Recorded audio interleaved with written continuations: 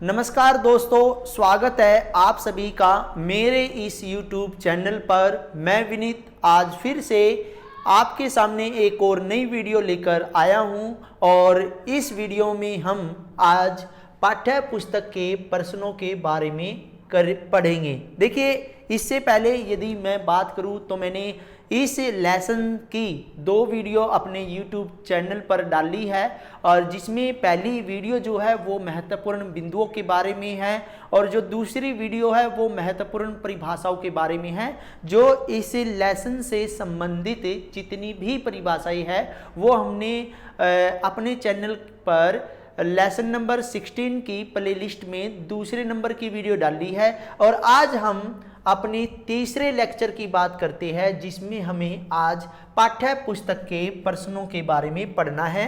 देखिए, ये पाठ्य पुस्तक के जो अंदर प्रश्न होते हैं, यानी कि जब हम पाठ पढ़ते हैं तो कुछ पेजों के पास प्रश्न दिखाई देते हैं, तो उन प्रश्नों को आज हम पढ़ेंगे। और ये कह रहा है कि पेज नंबर 306 के प्रश्न है और प्रश्न नंबर 1 क्या कह रहा है कि पर्यावरण मित्र बनने के लिए आप अपनी आदतों में कौन से परिवर्तन ला सकते हैं। देखिए, पर्यावरण का मित्र बनने के लिए मैंने इस लेसन में जब बहुत सारी परिभाषाएं आपको समझाई थी तो मैंने आपको बताया था कि ये जो चैप्टर है पर्यावरण संरक्षण से रिलेटेड है, वन्य एवं वन्य जीव संरक्षण से रिलेटेड है।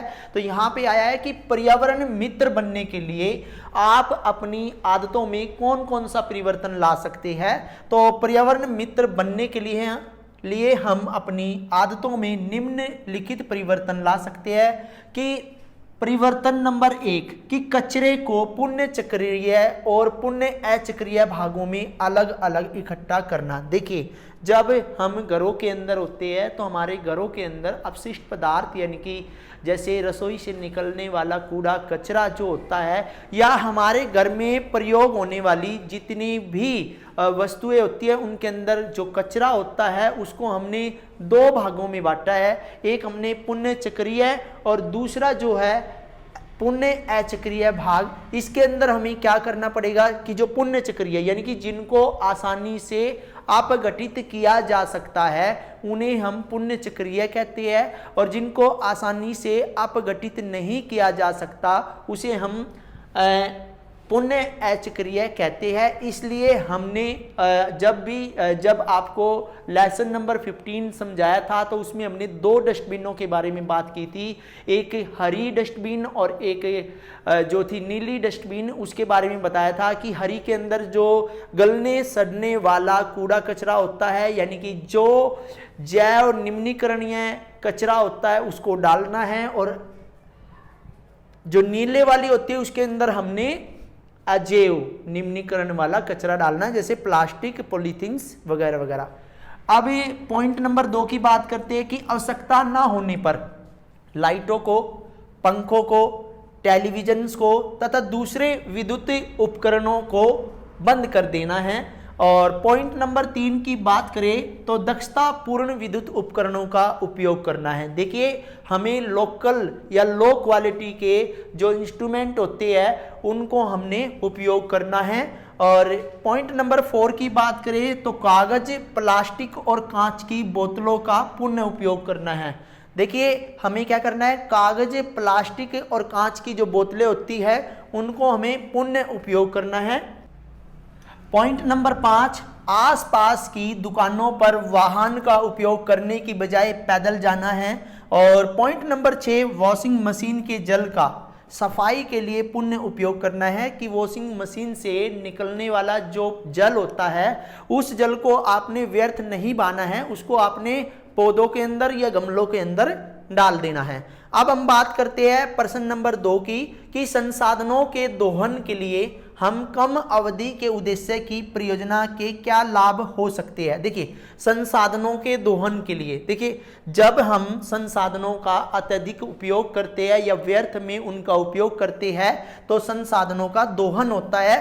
तो उनके लिए कम अवधि के उद्देश्य की परियोजना के क्या क्या लाभ हो सकते हैं। देखिए, कम अवधि के उद्देश्य की परियोजना के लाभ। देखिए, कम अवधि के लिए योजना बनाते समय, देखिए कम अवधि के लिए योजना बनाते समय ये ध्यान देने की आवश्यकता नहीं होती कि संसाधन नवीकरणीय हैं या अनवीकरणीय हैं, समाप्य है या असमाप्य है। देखिए, जब भी हम कम अवधि के उद्देश्य की परियोजना का लाभ लेते हैं तो हमें ये नहीं देखना कि कौन सा संसाधन नवीकरणीय है, कौन सा संसाधन अनवीकरणीय है और कौन सा संसाधन जल्दी से समाप्त होने वाला है और कौन सा संसाधन ऐसा है जो समाप्त नहीं होने वाला।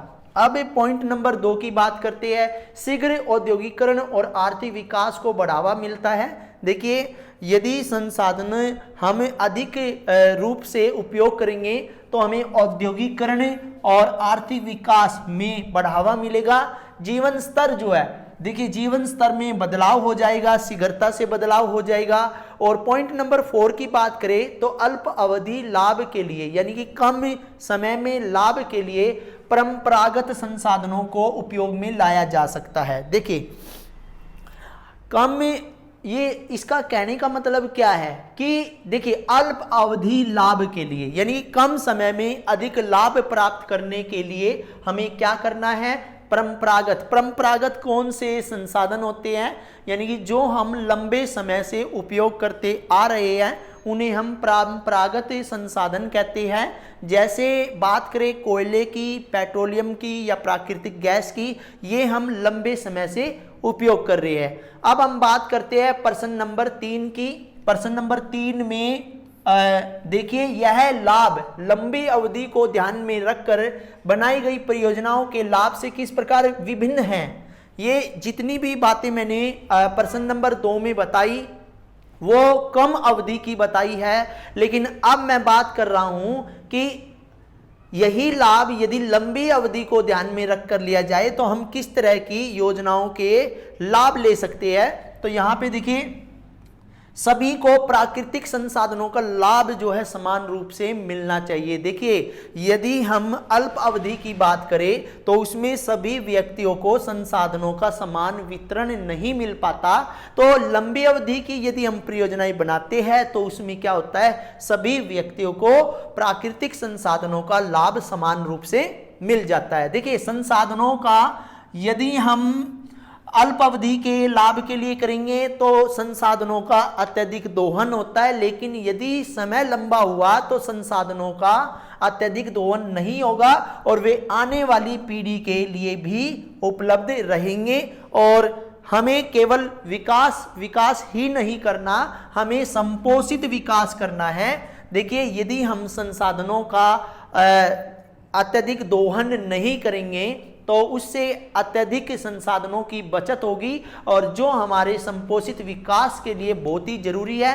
पॉइंट नंबर 3 यही समझा रहा है कि संपोषित विकास संरक्षण मिलेगा और जैव विविधता संरक्षण में सहायता मिलेगी और पर्यावरण संरक्षण में भी सहायता मिलेगी। देखिए, यदि हम कम समय में कोई भी संसाधन का उपयोग करते हैं तो उसमें क्या होता है, उसके अंदर अत्यधिक संसाधनों का दोहन होना स्टार्ट हो जाता है। लेकिन यदि हम लंबी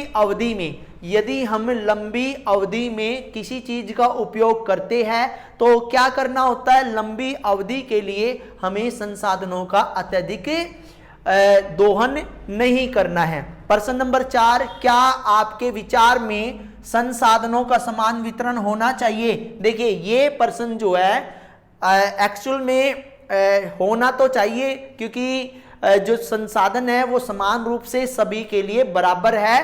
तो यही प्रश्न नंबर 4 में कह रहा है कि क्या आपके विचार में यदि हम बात करें तो संसाधनों का समान वितरण होना चाहिए और संसाधनों के समान वितरण के विरुद्ध कौन कौन सी ताकतें कार्य कर सकती है, इसके बारे में भी आपको पता होना चाहिए। देखिए, आपके विचार से क्या सभी के विचारों से संसाधनों का समान वितरण होना चाहिए? हाँ, होना चाहिए हमारे विचार से। देखिए, क्योंकि इसके निम्नलिखित रूप से बहुत सारे लाभ है। इससे अमीर गरीब सभी लोगों को समान रूप से विकास का लाभ मिलता है। अमीर हो या गरीब हो, सभी को समान रूप से विकास का लाभ मिलता है और इसके कारण समुदाय में शांति बनी रहती है और आत्म संतुष्टि भी मिलती है और समुदाय के सभी लोगों के जीवन स्तर में सुधार होता है। क्योंकि यदि संसाधनों का उपयोग यदि समान रूप से होगा तो जीवन स्तर है जो लोगों का वो अच्छा होगा और पर्यावरण के संरक्षण में सहायता मिलती है।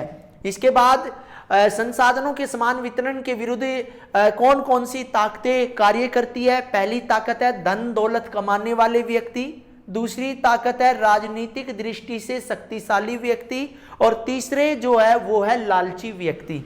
अब हमने पेज नंबर 302 पर देखिए 306 के हमने प्रश्न पढ़े और इन 306 के प्रश्नों में हमने देखा ये जो प्रश्न है वो 302 के प्रश्न है और हमने इसमें 4 प्रश्नों को पढ़ा। अब हम बात करते हैं पेज नंबर 306 के प्रश्न। देखिए पेज नंबर 306 के जो प्रश्न है उसमें कह रहा है कि हमें वन्य एवं वन्य जीवन का संरक्षण क्यों करना चाहिए। देखिए वनों का संरक्षण क्यों जरूरी है। हमें वन्य एवं वन्य जीवन का संरक्षण करना चाहिए क्योंकि इसके निम्नलिखित कारण हैं। जिसके निम्नलिखित कारण है, पहला कारण है किसी स्थान पर पारिस्थितिक संतुलन बनाए रखने में ये सहायता करती है। देखिए किसी स्थान पर पारिस्थितिक संतुलन बनाए रखने में ये सहायता करते हैं। वन्य एवं वन्य जीवन क्या होता है, ये किसी भी स्थान पर किसी एक विशेष स्थान की बात हम नहीं कर रहे। ये कह रहा है किसी विशेष स्थान की हम बात नहीं कर रहे, ये कह रहा है किसी स्थान पर पारिस्थितिक संतुलन बनाए रखने में ये सहायता करते हैं। और दूसरी बात करें, दूसरे पॉइंट की बात करें, इनसे हमें उपयोगी पदार्थ जैसे रबड़, लकड़ी, मोम, दवाइयाँ, शहद, फल, बीज, रेशे, रेजिन, गोंद, बीड़ी की पत्तियां, ये सभी चीजें हमें वन से ही प्राप्त होती हैं। देखिए वनों से हमें अनेक चीजें प्राप्त होती है और इसकी सूची हमने यहाँ पे दे दी। रबड़ भी वनों से प्राप्त होती है, लकड़ी भी वनों से प्राप्त होती है, मोम भी, दवाइयाँ भी, शहद भी, फल भी, बीज भी, रेशे भी, रेजिन भी, गोंद भी और बीड़ी की पत्तियां, ये सभी चीजें हमें वनों से प्राप्त होती है। अब हम बात करते हैं पॉइंट नंबर 3 की कि वन जो होते हैं वायु को स्वच्छ करते हैं, बाढ़ को रोकते हैं। क्योंकि बाढ़ को कैसे रोक पाते हैं, क्योंकि जो वन होते हैं यानी कि पेड़ जो होते हैं उनकी जड़ें जो होते हैं मिट्टी को जकड़ कर रखती है और मिट्टी कटाव भी कम होता है एवं मिट्टी की उर्वरकता शक्ति बनी रहती है। अब हम बात करते हैं पॉइंट नंबर 4 की कि वन्य जैव विविधता एवं आनुवांशिक संसाधनों का संरक्षण करते हैं। देखिए वनों के कारण ही हम अच्छी तरह से सांस ले पाते हैं। तो वन जो है जैव विविधता, मैंने आपको जैव विविधता के बारे में बताया था कि पृथ्वी पर जो विभिन्न प्रकार के जीव जंतु पाए जाते हैं उसे हम जैव विविधता कहते हैं। देखिए पृथ्वी पर जो विभिन्न प्रकार के जीव पाए जाते हैं और पेड़ पौधे होते हैं उनके बीच एक संतुलन बना रहता है, तो इसलिए बहुत ही जरूरी है वनों का संरक्षण करना। अब बात करते हैं स्थलीय खाद्य श्रृंखला की, जो निरंतरता बनाए ये भी वन ही रखते हैं क्योंकि वनों में घास फूस और झाड़ियाँ होती है जिसको बकरी खाती है या कोई भी शाकाहारी जीव खाता है और उस शाकाहारी जीव को कोई भी मांसाहारी जीव खाता है। तो इस प्रकार हम ये बता सकते हैं कि वनों का संरक्षण करना क्यों जरूरी है। और वन अनेक प्रकार के पौधों, जीव जंतु और अन्य वन्य जीवों के लिए आवास प्रदान करता है क्योंकि वनों के अंदर अनेक जो जीव होते हैं वो क्या करते हैं, अपने निवास स्थान के लिए वहां पर रहते हैं। और वन किसी विशेष स्थान के मौसम संबंधी घटकों जैसे वर्षा, तापमान, आर्द्रता आदि को भी बनाए रखते हैं। देखो वन जो होते हैं इन सभी चीजों को बना कर रखते हैं और वन हमें ग्रीन हाउस प्रभाव से भी बचाते हैं क्योंकि वनों के बिना जो जीवन बहुत ही अधूरा माना जाता है। इसके बाद प्रश्न नंबर 2, वनों के संरक्षण के लिए कुछ उपाय सुझाइए। देखिए वनों को हम कैसे बचा सकते हैं। वनों को हमें बहुत सारे तरीकों से बचा सकते हैं कि कुछ वृक्षों को छोड़कर वनों की कटाई पर प्रतिबंध होना चाहिए। देखिए जरूरी नहीं है कि हर वृक्ष मनुष्य के लिए उपयोगी है, तो इसलिए हमें जो वृक्ष मनुष्य के लिए उपयोगी है उन्हीं वृक्षों की कटाई करनी चाहिए और बाकी वृक्षों की कटाई पर प्रतिबंध होना चाहिए। और वन जो होते हैं भूमि कटाव को रोकते हैं और वनों की आग से रक्षा करनी चाहिए। देखिए वनों की आग से रक्षा इसलिए करनी चाहिए क्योंकि आग के कारण अनेक वन जलकर नष्ट हो जाते हैं और इससे जो उसके अंदर रहने वाले जीव जंतु होते हैं वे भी जलकर मर जाते हैं। वनों को पीड़कों और कीटों से बचाना चाहिए और वनों में पीड़कनाशियों एवं कीटनाशकों का उपयोग करना चाहिए जिससे वनों को खराब होने से बचाया जा सकता है और वनों के अंदर अधिक चराई पर रोक लगनी चाहिए। राष्ट्रीय कानून एवं नियमों की दृढ़ता से पालना होनी चाहिए। देखिए कानूनों के बगैर वनों के अंदर अनेक लोग रहते हैं जो वनों को काटते रहते हैं और राष्ट्रीय पार्क और पशु पक्षी विहार स्थापित किए जाने चाहिए जहां वन्य पशु सुरक्षित रह सके और पर्यावरण की सुरक्षा के लिए वृक्षारोपण करना चाहिए।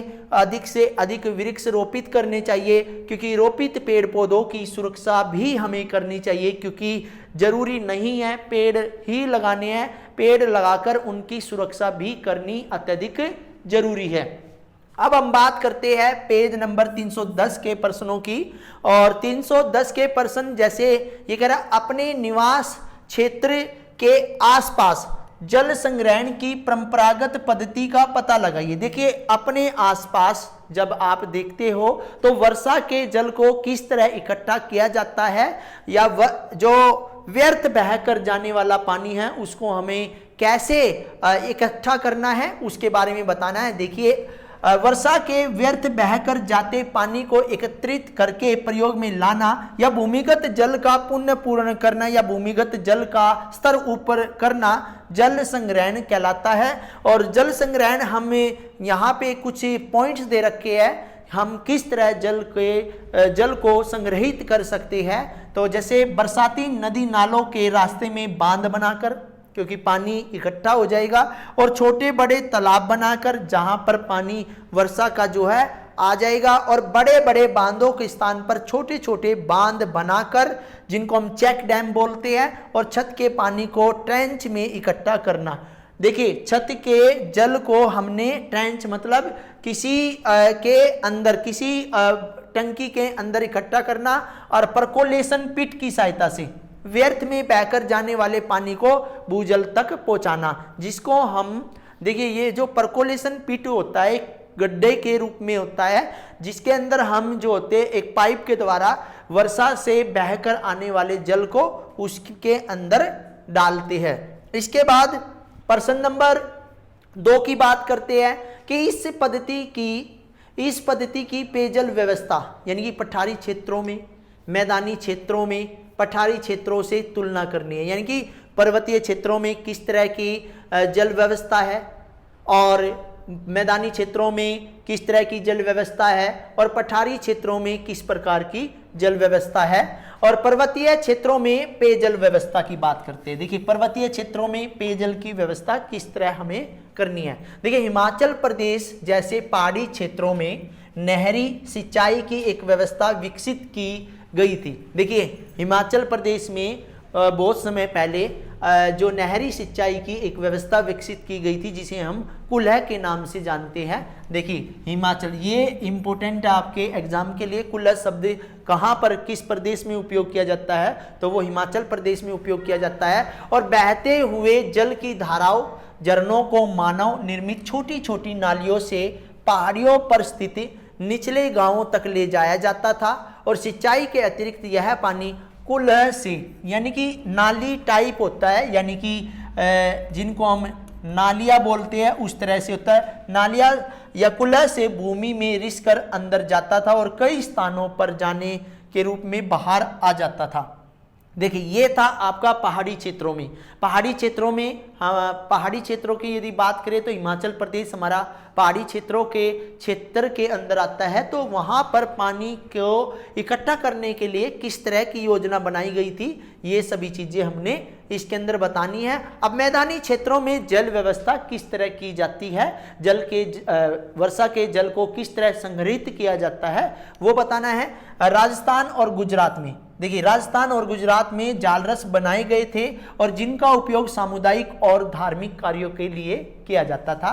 और कुछ मैदानी क्षेत्रों में बावरिया आदि बनाकर जल की आपूर्ति की जाती थी। देखिए मैदानी क्षेत्रों में तो सिंपल सा राजस्थान और गुजरात ही ऐसा क्षेत्र है जहां पे जल की कमी पाई जाती है। तो ये कह रहा है राजस्थान और गुजरात में झालरस बनाए जाते थे और जिनका उपयोग जो है सामुदायिक और धार्मिक कार्यों के लिए किया जाता था। इसके बाद बात करते कुछ मैदानी क्षेत्रों में, कुछ जैसे प्लेन एरियाज होते हैं वहाँ पे बावरिया बनाई जाती थी और वहाँ पे जल की आपूर्ति इसी से की जाती थी। अब हम पॉइंट नंबर 3 की तरफ चलते हैं कि पहाड़ी क्षेत्रों में पेयजल व्यवस्था किस तरह थी। जैसे महाराष्ट्र की बात करते हैं, महाराष्ट्र जैसे पठारी क्षेत्रों में नदी के किनारे जल को संग्रहित करने के लिए बंदारस यानी कि चेक डैम बनाए जाते थे। चेक डैम का मीनिंग मैंने आपको बताया है, छोटे बड़ी जो कच्ची दीवारें होती, स्थायी और अस्थायी दीवारें होती है जो कि जल वर्षा के जल को संग्रहित करने के लिए बनाई जाती है, उन्हें हम चेक डैम बोलते हैं। और कुछ क्षेत्रों में जल को एकत्रित करने के लिए छोटे छोटे गड्ढे बनाए जाते हैं। इस तरह मैंने आपको पर्वतीय जो क्षेत्र है, पर्वतीय क्षेत्र में, मैदानी क्षेत्र में और पठारी क्षेत्र में पेयजल की व्यवस्था किस तरह हो सकती है। इसके बाद प्रश्न नंबर 3 की बात करते हैं कि अपने क्षेत्र में जल के स्रोत का पता लगाइए। देखिए हमारे क्षेत्र में आपको पता है क्या क्या है, नहरी जल है, भूमिगत जल है, और क्या इन स्रोतों से प्राप्त जल उस क्षेत्र के सभी निवासियों के लिए उपलब्ध है?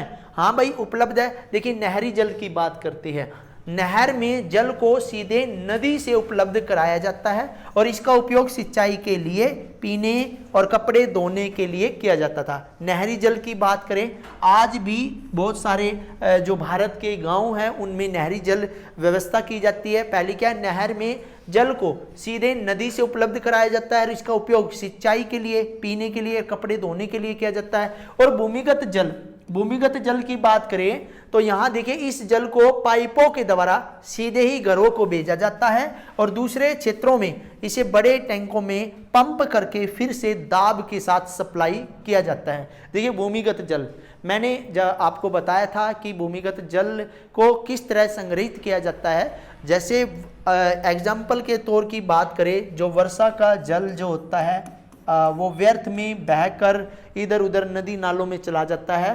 तो आज जो है हमने जो परकोलेशन पिट जैसी जो पद्धति अपनाई है उनके अंदर क्या करते हैं कि परकोलेशन पिट के अंदर हम एक पाइप डाल देते हैं जो भूमिगत जल से उसका डायरेक्ट कनेक्शन होता है और वर्षा का जल बहकर उस परकोलेशन पिट के अंदर आ जाता है और उस परकोलेशन पिट के माध्यम से यह जल जो होता है भूमि के अंदर चला जाता है, जिससे भूमिगत जल का स्तर भी बढ़ जाता है। और कहने का मतलब ये है कि किस प्रकार हमें पेयजल व्यवस्था या किस तरह हम जल जैसे संसाधन का उचित उपयोग करके उसका उपयोग कर सकते हैं। धन्यवाद।